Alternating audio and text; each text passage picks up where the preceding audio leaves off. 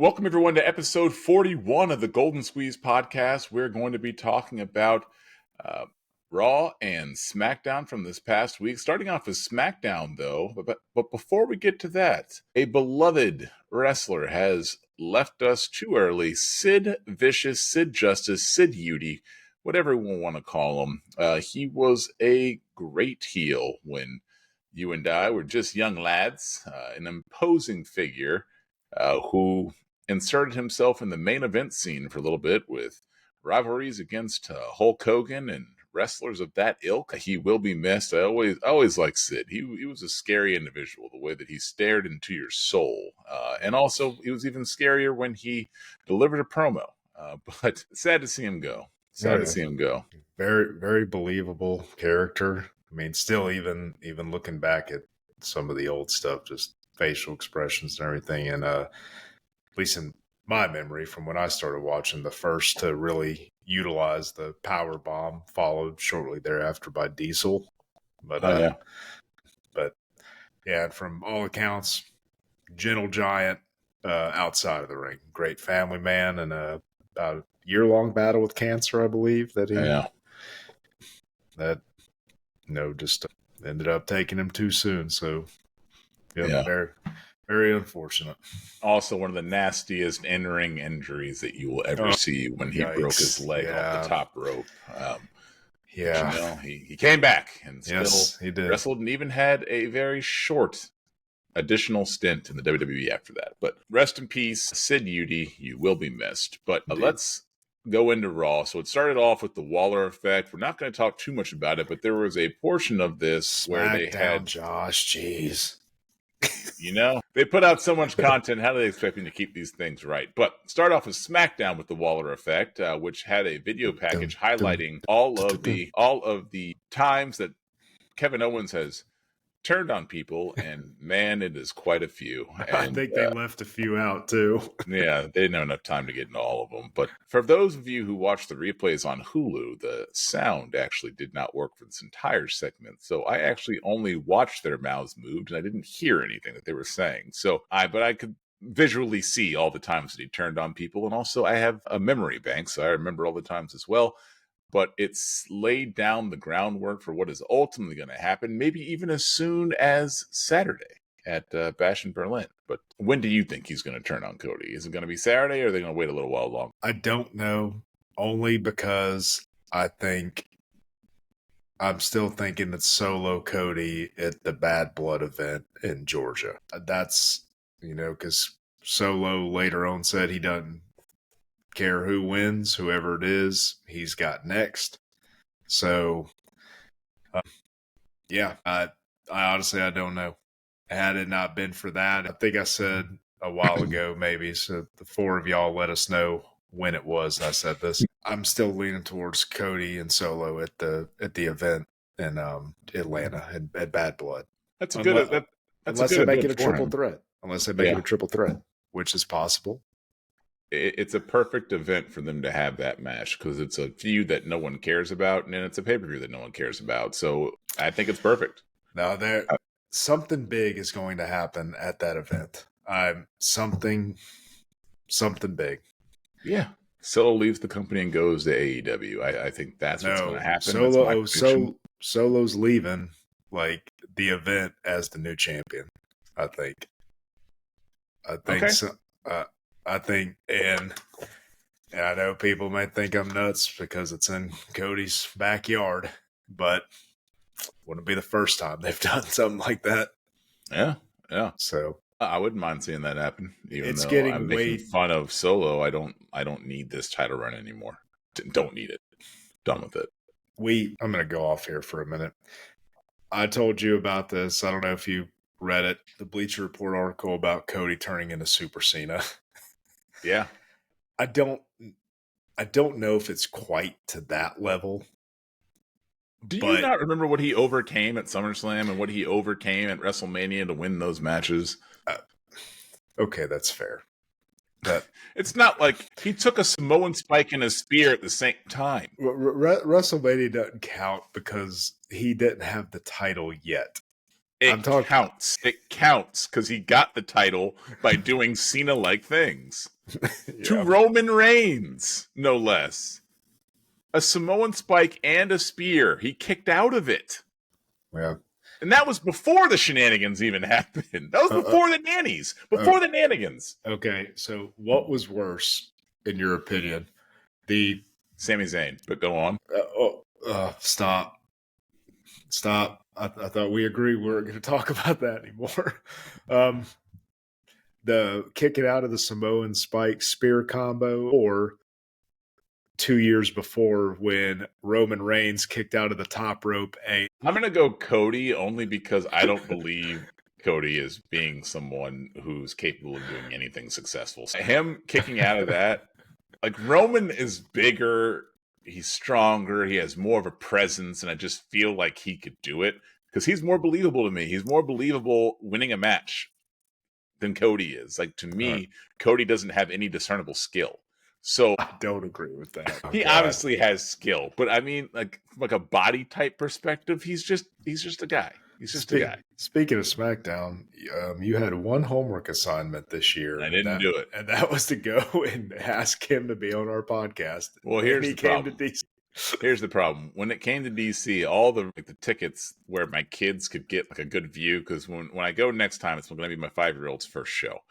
And I needed to get seats where where his view wouldn't be obstructed. Okay. And I forgot he couldn't find those seats. Yeah, he hasn't been yet. And he would have had difficulty seeing for the seats that were left. And I wouldn't even have mind paying like a premium, but I just couldn't find ones that were in a front row of some sort. Yeah. Like, it doesn't need to be like front row on the floor. I could have been like front row in like the next section, but they were not tickets that were together where I could get those. So that's why I on his own.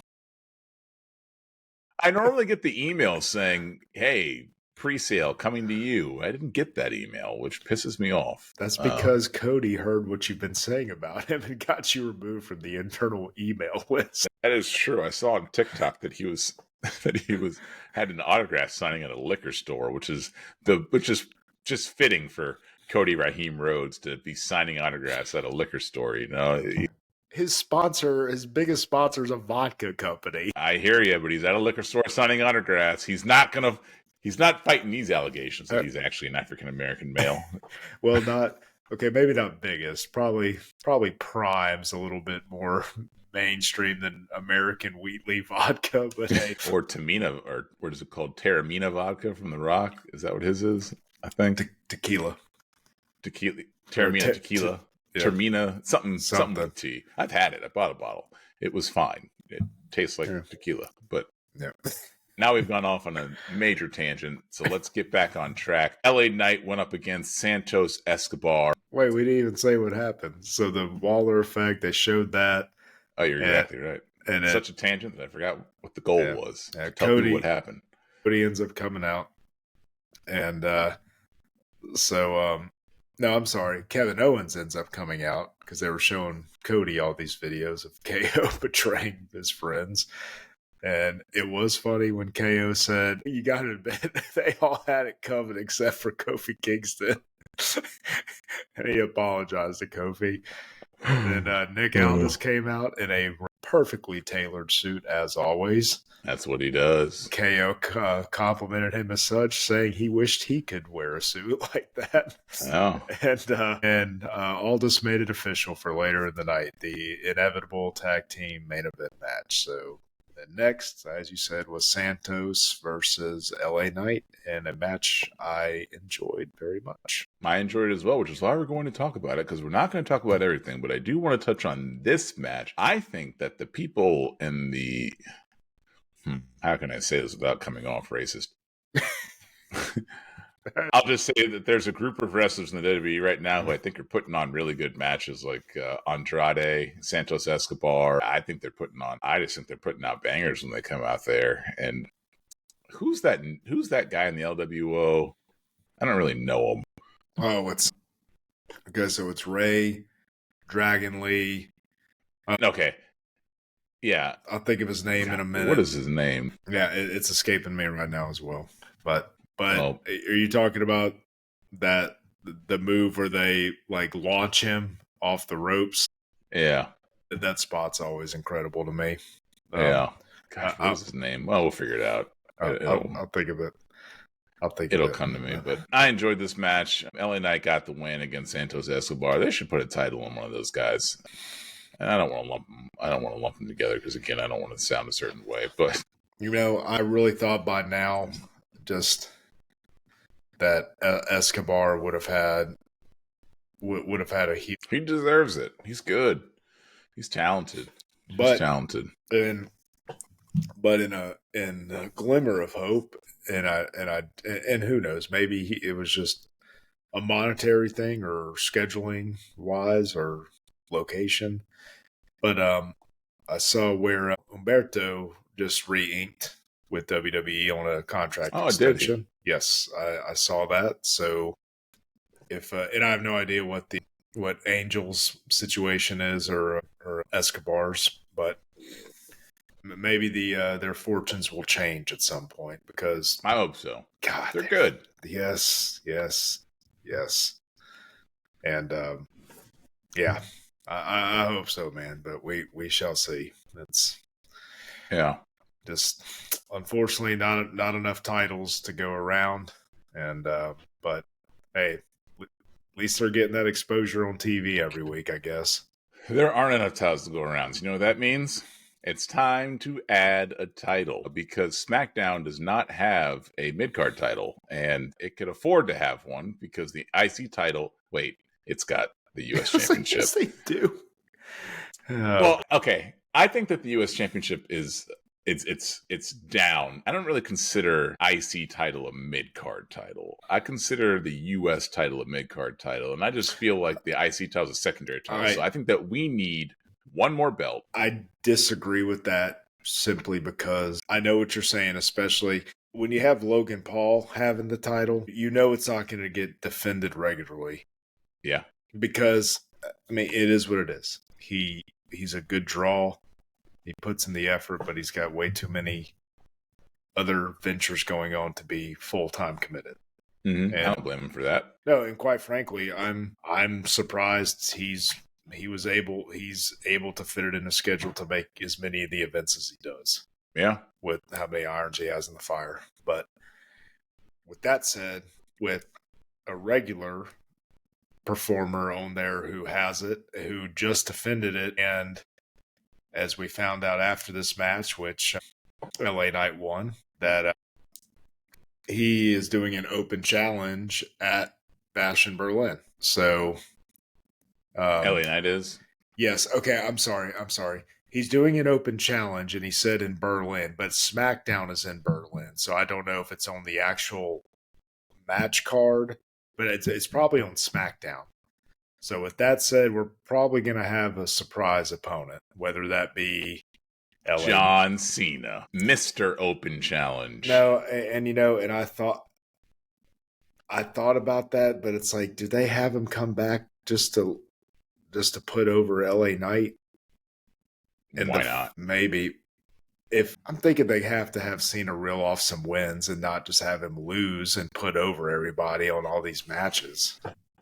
Let him win against like Randy Orton or somebody. Maybe. But yeah, so with that said, that's already back-to-back weeks defending the title, and I think, assuming he retains, which I'm sure he will, I think it's going to be defended more regularly and have more of that workman's like aura to it, like the IC title does. Just in terms of even if just in terms of defending it. Yeah. On a more regular basis. Yeah. No, I agree. But let's move on to, we're only going to touch on this briefly and just let you know what happened. Naomi Belair and Cargill versus Fire, Dawn and Davenport. I don't know if you noticed the ring attire of the three African-American females. However, they came out dressed like Simone Biles. And I never would have known that had Bleacher not told me what they were dressed like. But now I know. So. No, and it was one of those things when the Bleacher Report brought it up, and then it's like as soon as I saw it, I was like, oh yeah, like hiding in plain sight. I was like, because I watched all that at the Olympics, and I even remember saying like how cool their outfits were. Yeah, but it was cool. I liked it. But Naomi, Belair, and Cargill got the win, which I think is going to set up them also getting the win at Bash in Berlin. Jade looked really good in this match to me. Like, in my personal opinion.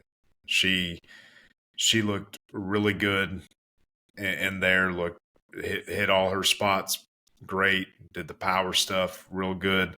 Because there have been a couple of matches here of late where maybe it's just the chemistry of the others involved that, she looked a little green in there, but she is green. Right. But looked it compared to some others where, she just her presentation overcomes that. But in this one I thought she did very well. And I don't know if that was the veterans involved in there or what, but it was very good. I thought she did very well. Yeah. Yeah.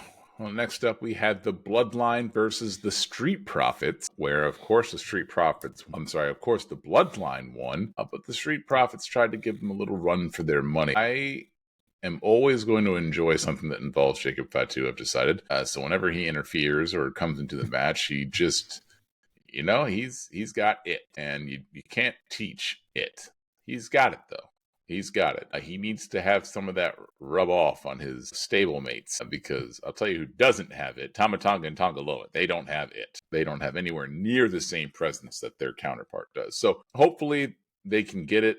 Don't think they'll be able to. I don't think you can teach it. Actually, I take that back. I think that Roman Reigns learned it. I don't think he had it, and then he got it. I think he was handcuffed by what they were trying to force him to be.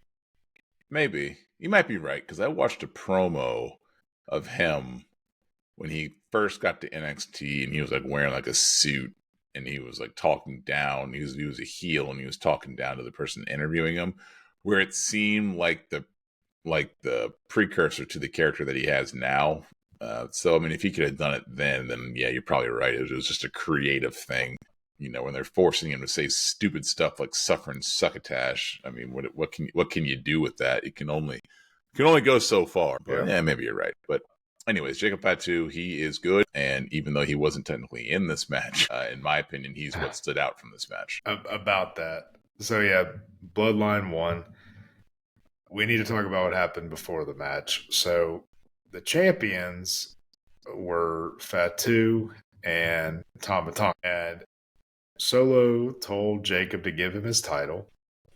And he's like, no, in fact, give it to Tonga Loa, which he did. He's like, you can't be, if you're going to be my personal enforcer, you can't be the tag team champion. And then, so that's how they, instead of just doing the injury angle, that's how they took the title off of him. So, yeah, I don't know, it was a little odd the way they did it. It is what it is, but just the way they showed Jacob Fatu's this blind loyalty is amazing. I don't know why I love I love you, Solo.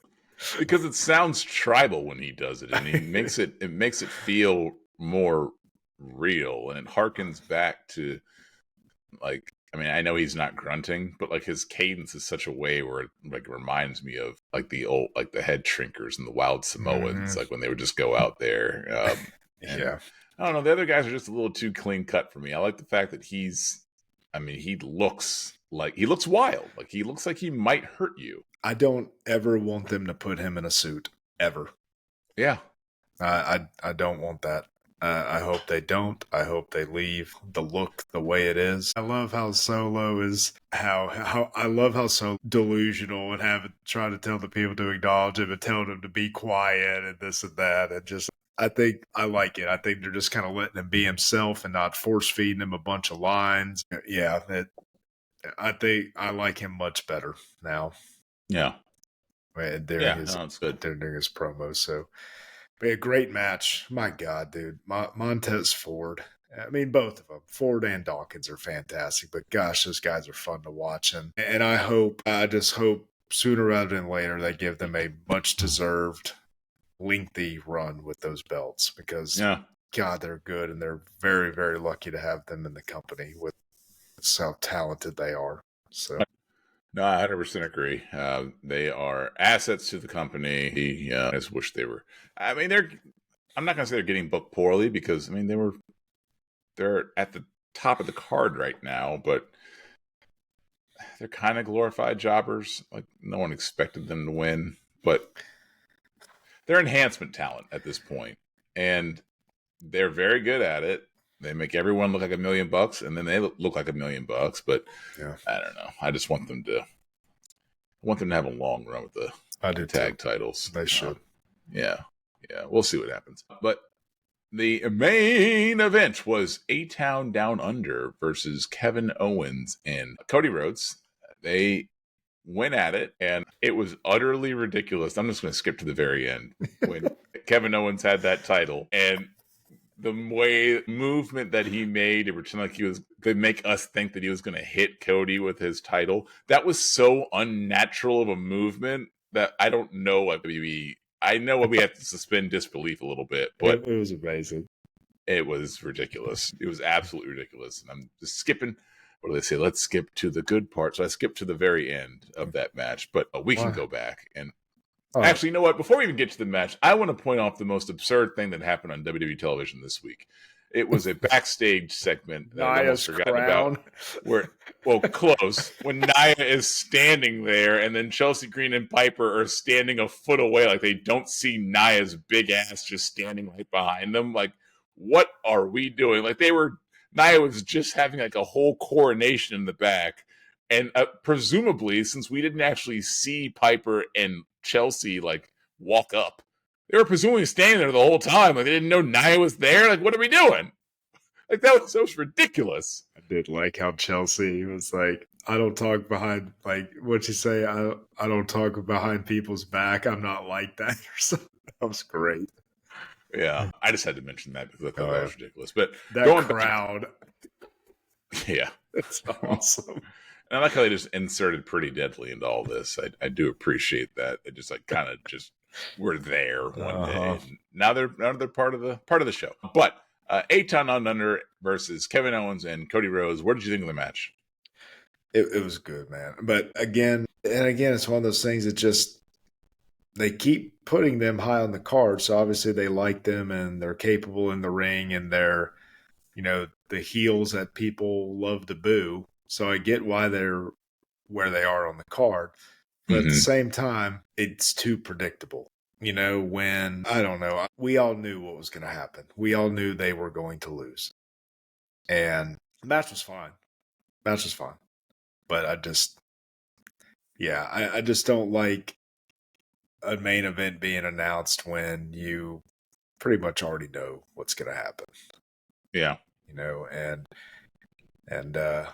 But with that said, and maybe this will change my thoughts on that a little bit, but they were talking about how I read an article how the PLEs going forward, with the exception of the big four, 5 if you count Money in the Bank, are pretty much going to be set to 5 or 6 matches. Just leave it at that, and then that's going to leave a lot more room for bigger matches and everything to be on the weekly television. So as opposed to just like, okay, we're going to build and build this, and this, and this, and have 10 matches, 10 blow-off matches to those stories on the PLEs. Like, okay, no, we're going to progress some of these stories on, or culminate them on Raw. We're going to culminate some of them on SmackDown. Just to, and I get it, the more I read, I was like, well, that makes sense, because if they save some of that for television, they're going to continue drawing the interest of folks. But just some of these matches, though, it doesn't do it in terms of who's going to win. And that's my only complaint. I like the match. It was fine. Yeah. Well, that wrapped up SmackDown. I like the match too, just to say, but I mean, A-Town Down Under, they need to do something with them. We need to go back to them splitting up and let them feud each other, because just the way they're used, they're just comic relief at this point. I mean, they're good wrestlers, don't get me wrong, or Grayson Earl, they're both good. but they're just comic relief. They're not believable to win. So have them feud each other so then they can be believable, or at least one of them can be believable in the win. But let's move on to Monday Night Raw, which opened the show or kicked off with the Judgment Day going up against LWO in an 8-man tag match. There was a bad botch in this match where, who is this guy? What is his name? Joaquin Wilde? Yep. Yeah. He tried to jump off the top. Him and somebody else were going to jump off the rope, not the top rope, just the rope, and he slipped and he fell right in his back when he tried to land an aerial move. It happened. I didn't make it up. Not this Maybe time. Maybe I did. No, it definitely happened. Okay. And but those guys are so good in the ropes, so surprising. Did they recover quickly and end up doing something, or yes? They recovered quickly, but it still happened. Well, I'm just because one of the main things, well, two main things I remember from this match. I thought the ref was about to stop the match. Did you see Dom's head bounce off of the ring when Ray pulled him down? And I was like, God. And then the ref immediately went down. He noticed it too. And then Dom was kind of slowly moving. I was like, oh man, he may be on. Yeah, but you don't stop an 8-man tag match because one guy is hurt. Okay, fair enough. But I thought, I was like, oh, they're about to get Dom out of here because I mean, with the ref checking on him, I was like, Dom may be on planet Zero right about now because it bounced. It looked like he was concussed because it didn't look like he tucked his chin, and it just went up against the rope. Up against the canvas. It did look bad. Yeah, I know what you're talking about, but hopefully he's okay. He got high praise from the dead man, from The Undertaker on his podcast, who said he really likes what Dom is doing. Oh yeah, and he's awesome. He's the best heel in the business, which he is. And he just talked about the unreal heat that he gets, and any wrestler would kill for the heat that he gets, and the prison cred. Yeah. But his co-host on their podcast, what was it called? 6 Feet Under. I don't know, something like that. He brought to the Undertaker's attention. I don't know if you saw clips from Dom being on Logan Paul's podcast. Did you see that? Yes. And Logan Paul did some stuff in Japan where he's not really welcome back. And yeah. Dom was talking about him going to Japan and asking him, "Hey, you've been in Japan?" Just continuing to be a heel and just questioning him. And Logan Paul looked genuinely irritated. Because Logan Paul claims he is welcome in Japan. He just had prior obligations. I just found that funny. But I digress. Let's go back to the actual match itself. So, it was a good match. I actually really enjoyed it. Yes, there was that one botch, but I thought that there was some really good wrestling that went on. That went on here. That move that they do, we kind of touched on it earlier, where Wild is thrown up in the air like a slingshot launch thing. It's like high risk, high reward, and it looks so good. But if that ever is not landed correctly, he is going to be out for a significant amount of time. 100%. And but no, it was very good. And Dom pinned Ray again, didn't he, with help from Liv? Yeah. Something that Ripley could never help him do. One of the main reasons, one of the big reasons why he's no longer with Mommy. And the tendies. Yeah. Gets him all the tendies he wants. Now, my favorite thing from this was at the end when the Terror Twins came out. And Dom, for some reason, didn't get off the turnbuckle and just stood up there. I was like, what's he doing? And he just stayed up there until they got him down. I saw Dom on another podcast where they asked him what he thought of the nickname Terror Twins. And he's like, oh, it's the dumbest thing I've ever heard of in my entire life. And he's not wrong. I can think of a few names right now in WWE that are questionable. Well, apparently, according to him, that they've been calling themselves the Terror Twins now for years, and he's always told them how stupid it was, and now and now it's a name that's used, but they came up with that according to him. I don't know. He was clearly in character, so I don't know what's true and what's not, but I thought it was funny. But let's move on from this. Wait, I got one more thing to say, and I want your thoughts on this while we're talking about this. I think eventually Ray is going to have a pre-announced retirement match. I think he has to put Dom over clean at WrestleMania. Mm-hmm. I think that has to happen. What are your thoughts? It has to be Dom that he has his last match against, doesn't it? Yes. The thing that I will say is that Dom is at the point of no return from a heel side of things. Correct. There's, and I only say that because a part of me thinks that Ray wants to have one more match with Dom, and I just don't think at this point that could ever happen. Oh, like it is a tag team. Yes. Yeah.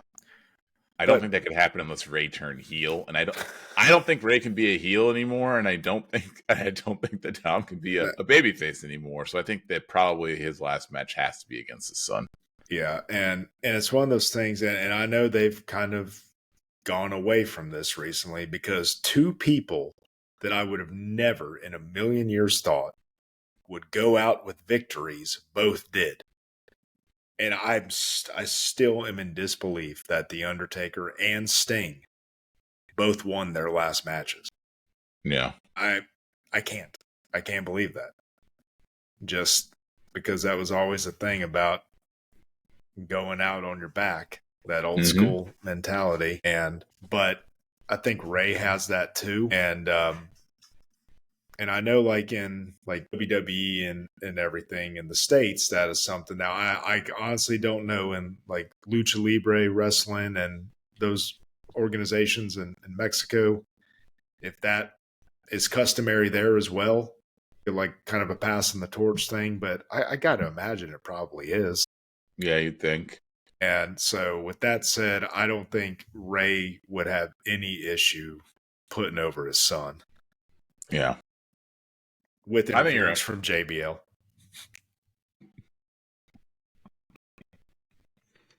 Oh, I love that. JBL appeared at a wrestling promotion recently and actually did a couple. Oh, dude, that clothesline still looks amazing all these years later. I saw a clothesline on that video package that they gave for Psycho Sid where he turned a dude inside out. It was a great clothesline. All right. Well, we got off a little bit there, but I had to ask because as soon as Dom pinned him again, I was like, okay, if memory's serving me, I think that's 2-2 now in terms of being pinned. Yeah, and so I just had to ask because it's going to happen. Yeah.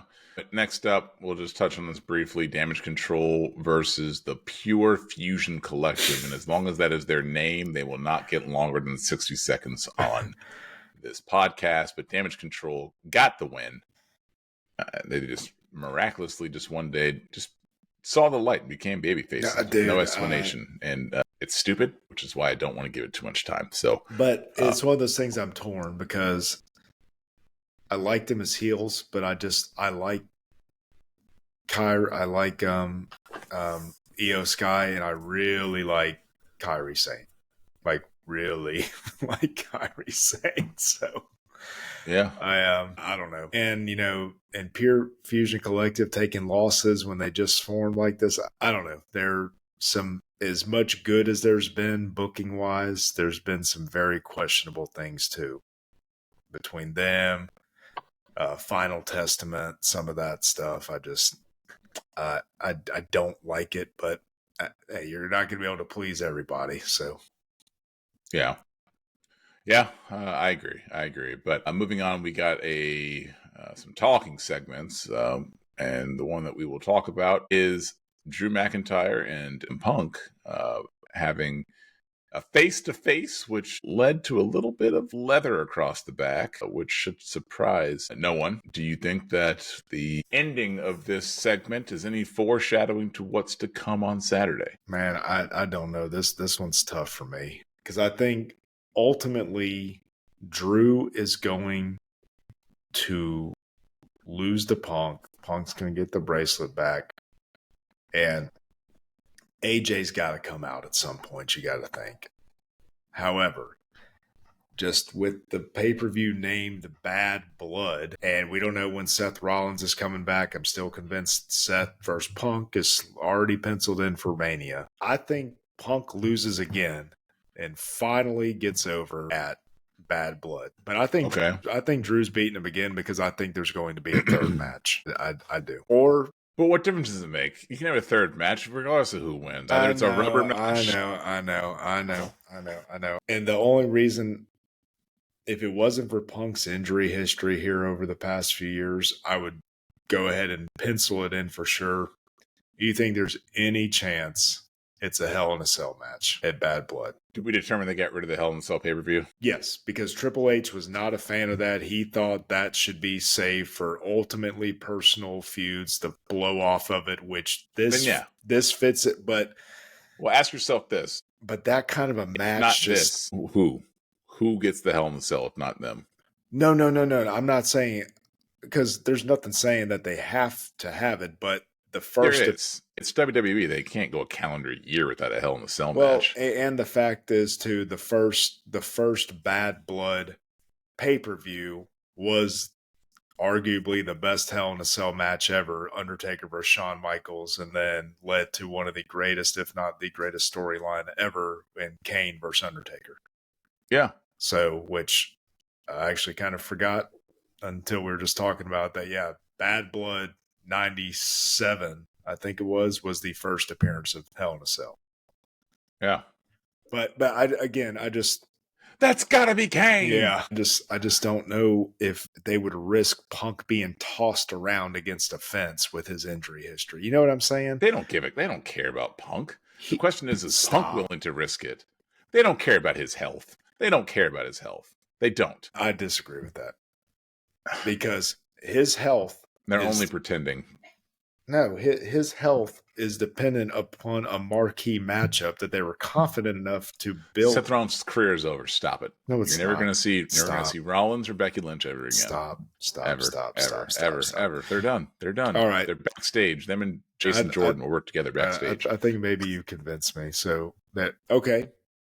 Going back on that though. Yes, you're right. It doesn't have to be Punk winning in just a third match. It could be split 1-1. But as history shows, they have done it where the person's up 2-0 and they still have the Hell in a Cell match. They did it with Rhodes and Rollins. However, that was under Vince booking. Yeah. But so brain dead booking. Okay, so I guess No, I'm still gonna go with Drew. I'm still gonna go with Drew winning, but it's still gonna set up the final match in the feud at Hell in a Cell. The good news is I don't think it matters who wins, for being honest. Either one can win, they can make it work. Neither one is going to be hurt by a loss. No, I'm just trying to think in the storyline with how they've incorporated the personal thing with the bracelet and everything. It's like, okay, does Punk get it back now, or does McIntyre somehow still walk away with it, leading to more personal jabs and barbs, leading to the Hell in a Cell? I'm just nitpicking every little part of this feud at this point. Yeah. I know is that Punk wins at Hell in a Cell. That's all I know. Yes. 100%. Yes. I don't know who wins at Bash at Berlin, but Punk wins at Hell in a Cell. I don't either, but I like that. I like that I don't know. Yeah. The other thing I will say is the reason why I believe that is because as long as the bracelet exists, there's no outcome that would make sense for their blow off at Hell in the Cell for McIntyre to win, because then he'd take the bracelet back. That means it wouldn't be over. Or they could have a Larry on a pole match.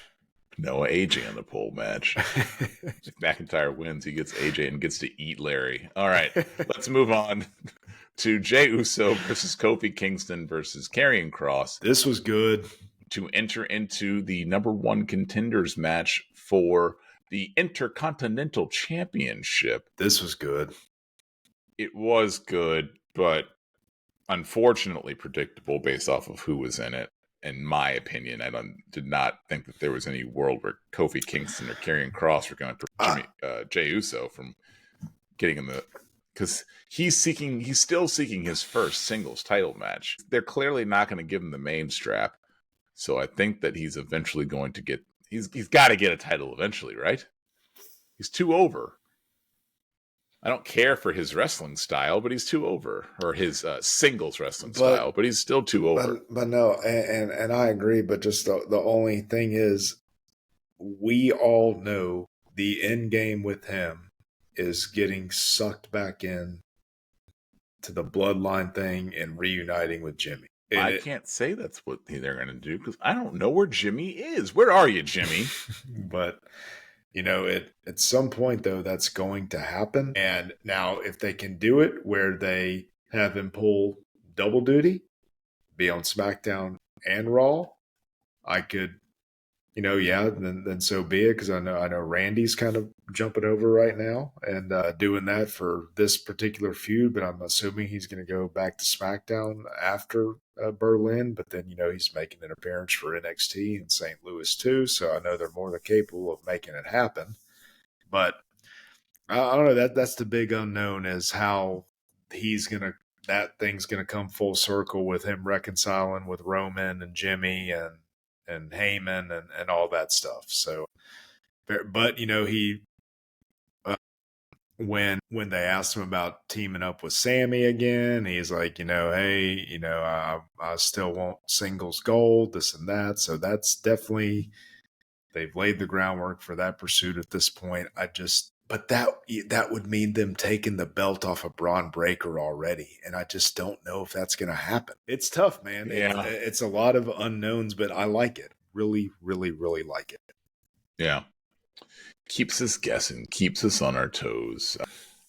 But then after that, we got a promo from Randall Keith Orton. This was good. Where he was fired up, excited to have a title match, justifying the match as a whole and reminding everybody of the three most dangerous letters in the WWE, R, K, and O.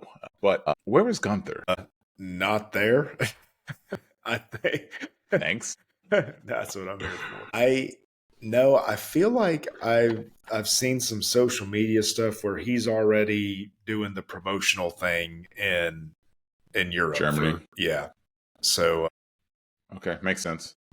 Yeah, and I feel like they're trying to make it seem like they're not saying this directly, but they're trying to make it seem like he's German and he's not. Keep doing yes. They're saying he's going home. He's not going home. Randy Orton's called him German. I don't think that they're questioning our intelligence that we can't distinguish between Germans and Austrians, but it is what it is. I'll go with it. He's German to me. Whatever. They're all German to me, damn it. If you're not American, you're German. Yeah. This was good, and I like how he acknowledged the fact that Gunther, FKA Walter, is a literal living legend in professional wrestling in Europe. Yeah. And as he should be. Yeah, and as you could tell from that's one of those reactions I'll never forget when the NXT TakeOver Brooklyn we were at, and him versus Pete Dunne, with those European fans losing their minds over that match. Yeah, and just even the couple that was next to us and who we sat next to for several of the events while we were there, we want Pete to win, but we love Walter, and so yeah. I mean, it's very, very apparent how loved he is over there. As he should be. He should be. Great wrestler. I can't wait for that match, man. I can't. I got to say this, though. I truly do hope it's a clean win for Gunther. They're not going to have a third match. No, I'm just saying I hope that like you brought up and suggested that the Kaiser thing, like doing the damage to the knee a few weeks ago, that may plant the seeds for something. He didn't come out with a limp is the only thing, or a taped up knee. So I think that I was wrong about that because they at least would have had tape on the knee. Or that's something where just a couple of chop blocks could be like attacking the previously. It's true. Something like that along those lines, and then And then, hey, a good old rear naked choke, where the old blackout, not tap out, perfectly acceptable. And I think at this stage in his career, Randy Orton has no problem doing the job for, a respected, safe wrestler such as Gunther. Yeah. Yeah, but let's move on to... No, I want to talk about this in depth for 30 more minutes if we could. Let's move on to, in my opinion, the best segment of the night. We got Braun Strowman versus Big Bronson Reed. This was good. People when you book a Strowman match right, there's nothing better, because what do we as fans love to see? We love to see big men doing big men things and doing it well. That's what we got. Let's not forget, there was a time where there was not a person who was booked more heavily and more intense and more strong than Braun Strowman. We went week after week after week where a lot of people would tune in just to see what they were going to have Braun Strowman flip over or pick up or something along those lines. And now they're doing something similar to Bronson Reed. Who is Bronson Reed going to viciously attack? Who is he? What is he going to do? And they delivered in this match very well. Did this match even end? Like, they just kind of No, they brawled out of the ring, and then that's when all hell broke loose. You said Corey Graves made the comment about the winner's purse, which and like, they don't care. These guys just want to beat each other up, and yeah. So no, I guess a double count out, presumably. I guess. Yeah, but they kind of just both died in the hood of a car. Oh, yeah, that was good. There were some good spots there with okay. There was a spot I was like, ooh, when Strowman threw Bronson Reed on the car, and I don't know if he was supposed to slide off of the hood. I saw that. And he bounced. He was trying to, I was like, ooh, yikes. Not quite as bad as Dom, but, Bronson's got a little more cushion to fall on than Dom's head did on the mat. But still, I was like, ooh, that probably going to leave a mark in the morning. But that jumping, doing the tsunami onto the car. The hood. That was was it the hood or the roof? It was the roof of the car, wasn't it? Yeah. Yeah, that's what I meant. Yeah. That was good. That was good. There's nothing better than big man wrestling when it's done right. The only thing that would have made that better, and I can't believe they didn't convince him just to come back for one more week on commentary, would have been Pat McAfee doing that match. Oh, man, I would love to see JBL doing that match. That would have been... But that was never going to happen. I'm glad that it ended in no contest, because I'd really, really, really like to see them build Braun Strowman back up. And had he taken a loss, I think it would have been, I don't want to say devastating, but it would have been a bad loss in my opinion. But I'm hoping this is not the last time that we see these two wrestle each other. No. Because, they had amazing chemistry, and I'd love to see some more shenanigans. Those seeds are going to be planted for Braun. Braun is going to somehow cost Bronson his spot in that IC Fatal 4-Way next week. Because next week it's Bronson versus Dragunov versus... I forgot Dragunov is still with the company. Okay. Anyway, but if I'm getting the two matches mixed up, but yeah, either way, Bronson Reed is in one of those matches, and I guarantee Braun Strowman is going to prevent him from getting a spot. Yeah. Yeah. Well, one thing that I want to mention, and I've already lost my train of thought of what I wanted to say. Well, that sucks. Oh, dude. My bad. What was I going to say? Braun Strowman, it was one very odd thing to me when they went, okay, no. Now I remember what I want to say. So, question for you. When they went backstage, and they went through Gorilla, and then they went through another curtain, and then that's when all the real shenanigans started. Do you think that was pre-taped? Because the camera cut. There was not the cameraman that followed him backstage. He went through the curtain, and the camera cut to another cameraman who was facing the other direction. So I'm wondering whether or not they pre-taped that segment. Not that it necessarily matters, because it really doesn't, but I feel like they did out of concern that something could go wrong in the parking lot, that they wanted it to be pre-taped. Agreed. And because I agree with that specifically, I know USA is not a fan of blood. Mm-hmm. But I know that, The Rock can do whatever he wants. So when they did that, look at the blood. Look at the blood. Mama Rhodes, blood of your baby boy. Yeah, but beyond that, I honestly did not think about the camera cut, but as you shouldn't. But that's no, because all the other meaningless things I pick up on, I'm surprised I didn't pick up on that. Maybe I was looking for Ramblin' Rabbit in the background, but he was driving the car that he got tsunami'd on. Yes. Yeah, I agree with you. And specifically while they were doing the stuff with the car at the potential of a bad cut and blood being on live TV. Yes. So yes, I think there's a very, very good chance that was pre-taped. Yeah. Yes. Good it catch. Was just a weird cutaway. That's what drew my attention. But then Braun Strowman also, he chokeslammed some unsuspecting dude, that's security referees, and Michael Cole talking about them like, yeah, guys, what are y'all gonna do? You might want to get out of there.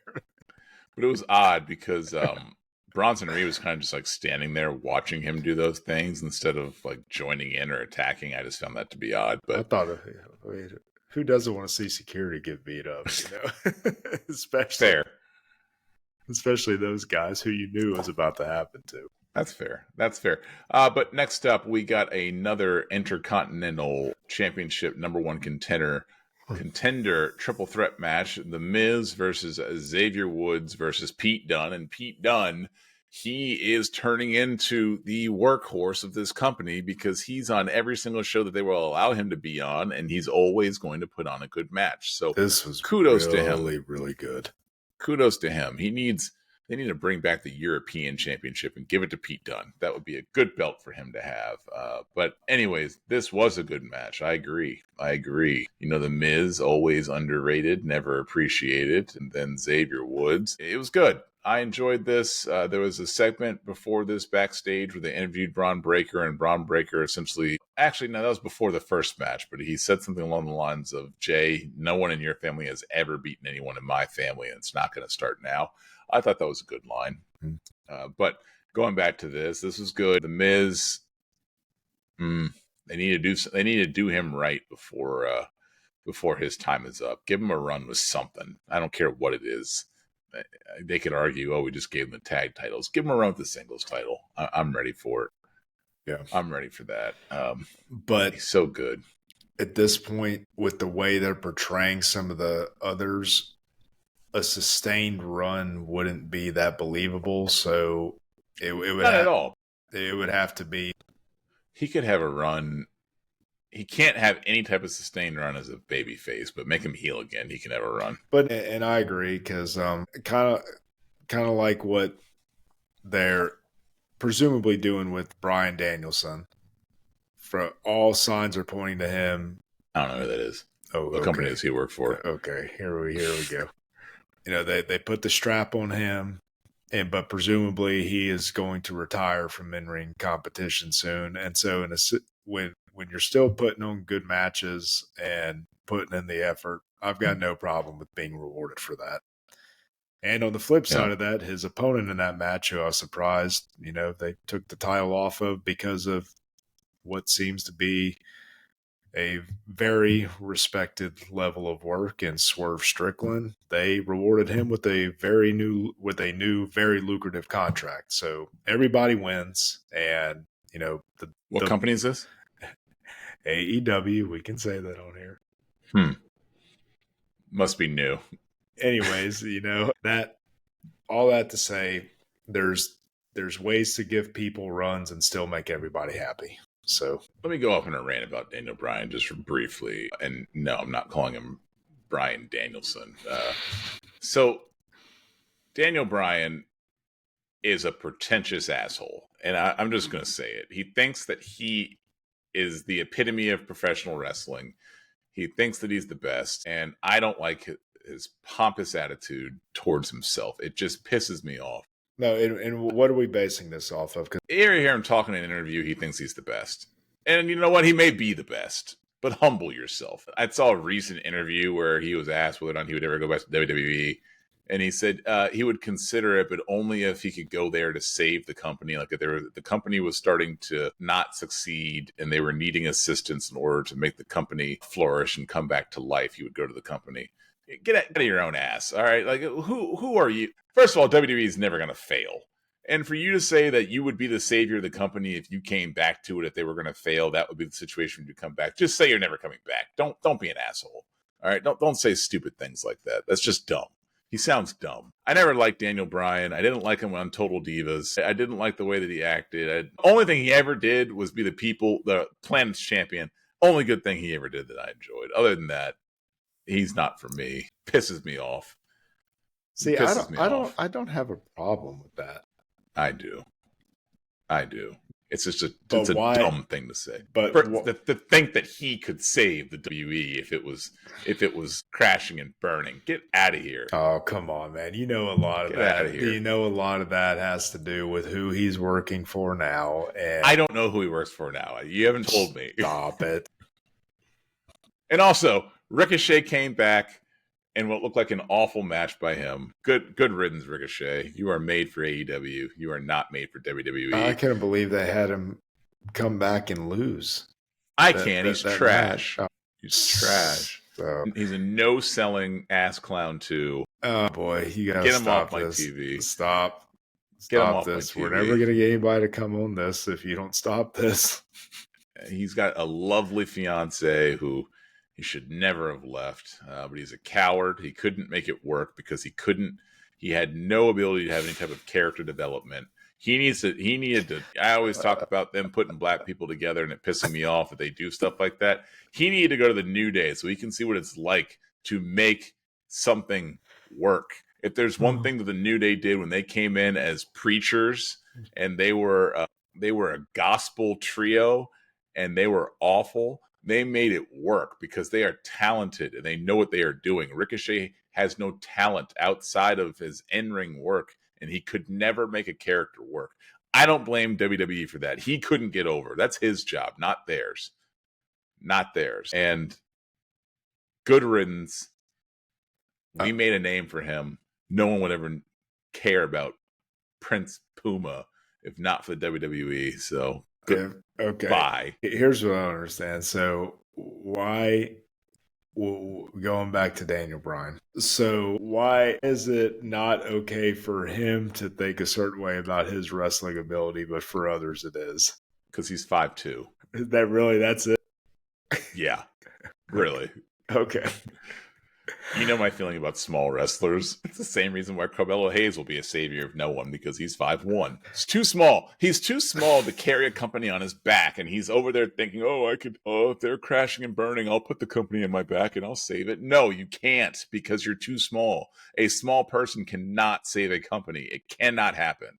Cannot happen. Just can't. The closest thing to it, Shawn Michaels. That's the closest thing to it. Bret Hart. Closest thing.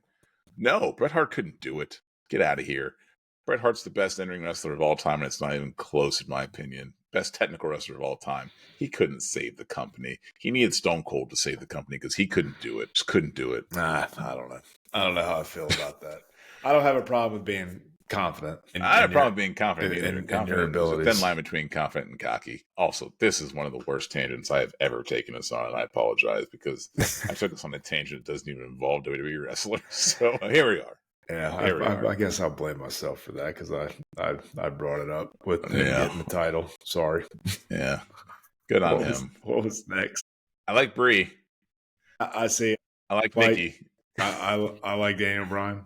I do. I like when he was with the company. I think he's a great wrestler. I think that he was great for WWE. I'm not trying to say that. I'm just trying to say that he's not.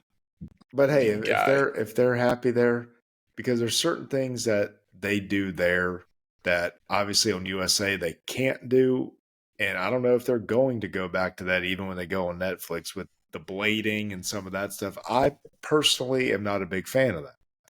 Neither am I, which is why I don't necessarily dislike the AEW, because they offer something different. And if they were Yes. both the same, Yes. then I don't think Agreed. that would be good for wrestling. Agreed. I think that having an alternative, even though it's not for me, I think is necessary and I think is good. Because if, as much as at some point I'd love to see John Moxley back, love to see Dean Ambrose back, and some of those and some of those guys. Did you just say the same person I twice? sure did. John Moxley and Daniel Bryan back. And but unless something drastically, I don't know what the dynamic and the rules are going to be, if there are any, when it goes to Netflix. But right now, if that's something they enjoy doing, they have the creative freedom to do such on that programming. Hey, like you said, it's good to have something different, to have different interests be able to gravitate to. So yeah. Kudos to them. So also, Ricochet, one of my son's favorite wrestlers, his style is just not necessarily for me. I didn't see him get better from his first day at the company or the last day from the company. He was stuck in his ways, and he was not willing to adapt from what I saw. That's the last I'll say about that, because it's more important that we talk about the last match, which was the ring debut of Uncle Howdy versus Chad Gable. And this match had a lot of Bray Wyatt in it. And this may not be for everyone. I think this was more of an ode to Bray than it was Bo Dallas versus Chad Gable. And that's perfectly fine, because I think that's something that might have been cathartic for Dallas, who I think still, and as he should, hurts for the death of his brother. So I'm glad they had this match. I'm glad they allowed it to be the main event, because I think that it was deserving of that. But at the same time, also a little surprised that they allowed it to happen. But I'm glad that they allowed it to happen. I guess there's nothing else on this card this week that warranted being the main event, but I enjoyed it. He paid homage to Luke and Brody. That, but what do you think? Which part? I think. Okay, never mind. With the way it ended, I was going to say, considering what's been happening week to week and the crowd reaction to it, Bronson Reed and Braun.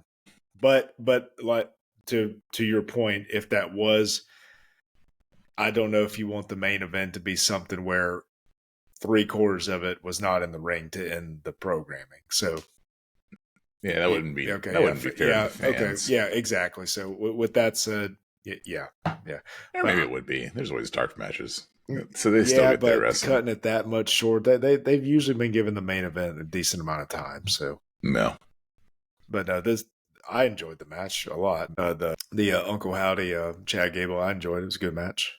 Yeah, I don't know how the mask is going to stay on. If he's going to keep wrestling with that mask on, how can that mask and all that stay on? Yeah, and hey, I know there's probably a lot of creative freedom with that. I personally don't care for the mask. Maybe it's hard to come back from the originality of the Fiend mask. That's like the bar I set.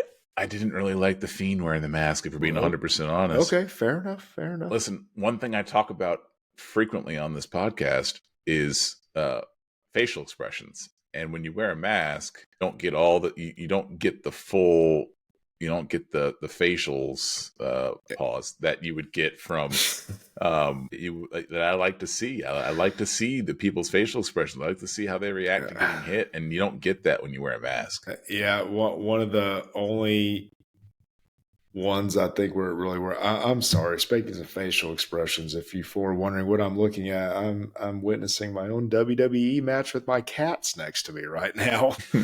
And it's a good one. For those you don't know, Wade is a crazy cat lady. And usually it's I was going to say usually it's over by now, but they're going back for round 3. But no, it's over.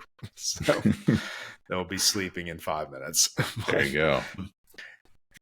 Where I think the mask truly worked, even without being able to see the expressions, and this was a testament to the man wearing the mask and his little motions and head movements, was the Kane mask.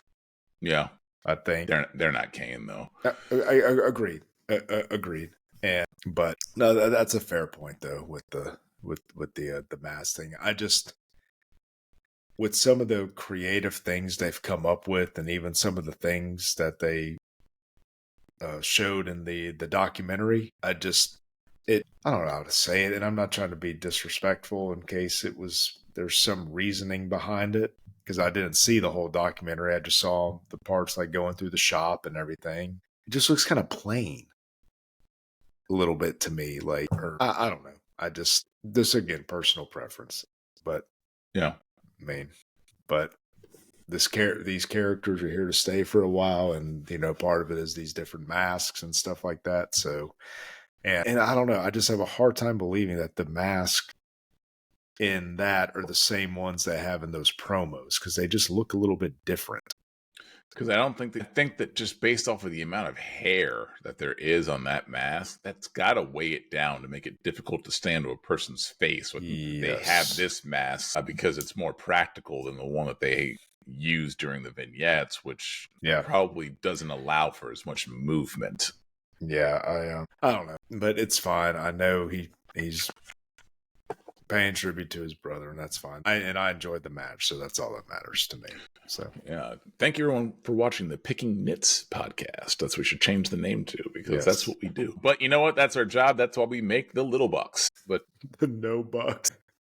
That's why we pay to do this. Yes. But all in all, I thought that there was a lot of good in this Monday Night Raw.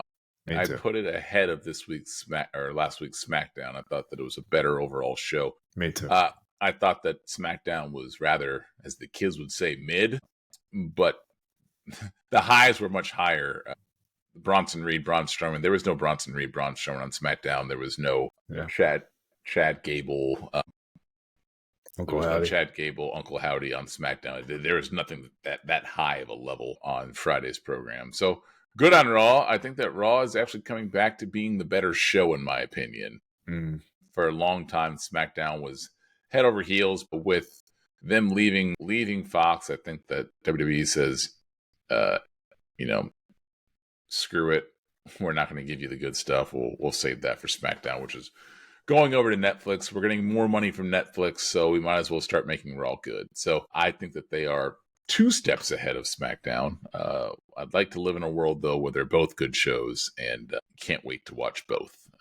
But Triple H is doing the best he can. You can't, Rome was not built in a day. So hang in there. We're getting less and less stupid storylines, more and more good storylines, and it's not just the one main storyline. We're getting multi-tiered storyline throughout the entire company, from the top of the card to the bottom of it. But any last thoughts about this week on Raw and SmackDown? Nope. And looking forward to Berlin this weekend. I think that we might see at least one title change, but we'll see what happens, and we will talk about it on episode 42 of the Golden Sweets podcast. But right now we are wrapping up episode 41. So if you like what you heard, go ahead and hit that like and subscribe button, and we will see you on the next episode of the Golden Squeeze podcast. Oh, yeah.